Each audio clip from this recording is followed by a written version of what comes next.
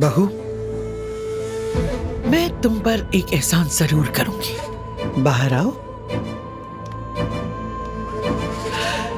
तुम्हें तुम्हारी माँ न सिखा सकी, तुम्हारे घर वाले ना सिखा सके, तो आकर देखो कि एक सही खातून कैसी होती है। आओ आओ, आकर देखो कि मेरे अदनान के लिए कौन बेहतर है।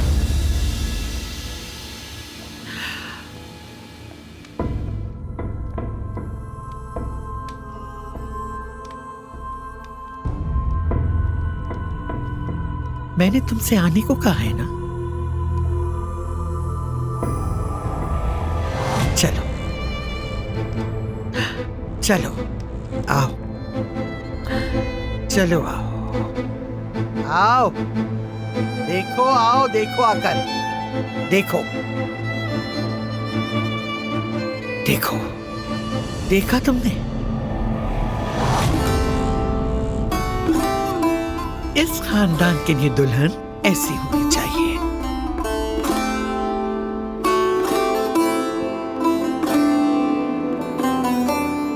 दोनों एक दूसरे के साथ बहुत अच्छे लगते हैं।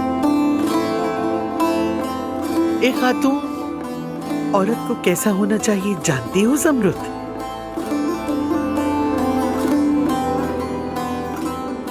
देखा अदनान के साथ कितना जच रही है सानिया।